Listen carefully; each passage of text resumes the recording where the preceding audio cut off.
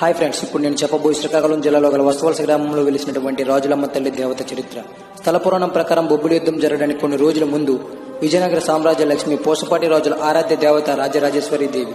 ఆ అమ్మవారు విజయనగర రాజుల్లో చిన్నవాడైన పోసపాటి విజయరామరాయలకు బాలిక రూపంలో కల్లా కనిపించి త్వరలోనే జరగనున్న యుద్ధంలో మీ సామ్రాజ్యమంతా వేరే రాజ్యంలో కలవబోతుందని హెచ్చరించింది. నిద్ర నుంచి మేల్కొన్న ఆ చక్రవర్తి తమను కాపాడలేని ఆ దేవతకి పూజలు ఎందుకు దండగా అని అమ్మవారి విగ్రహాన్ని మరియు ఇతర దేవతల విగ్రహాలను ఒక చెక్క పెట్టెలో పెట్టి తాళం వేసి సమీపంలో ఉన్న ఓ నదిలో విడిచిపెట్టాడు.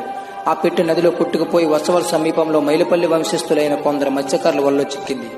ఆ జాలర్లు పెట్టెని తెరిచే ప్రయత్నం చేశారు. ఇంతలో వారికి నేను శక్తిని, నన్ను కొలుస్తామంటేనే పెట్టుమో తెరవండి, లేదంటే అలానే సముద్రంలో కలిపేయండి అని ఓ చిన్న బాలిక స్వరం వినిపించింది. ఆ స్వరం విన్న జాలర్లు, అమ్మ మాగే జీవనం కష్టంగా ఉంది, ఇక నిన్ను ఎలా కొలవాలో చెప్పగా, ముందు నన్ను తీసుకెళ్లి మీ ఇంట్లో పెట్టండి. నన్ను సందర్శించడానికి భక్తులు ఇక్కడికి వస్తారు. ప్రతి ఏటా భక్తుల సంఖ్య పెరుగుతుండేలా చేస్తాను. నన్ను నమ్మితే చాలు, ఏదైనా చేస్తాను అని అభయం ఇచ్చింది అమ్మ. దాంతో జాలర్లు ఆ తల్లిని ఇప్పటికీ 7 తరాల కిందట పురింట్లో పెట్టి పూజించడం ప్రారంభించారు. ఇది ఫ్రెండ్స్, శ్రీకాకుళం జిల్లా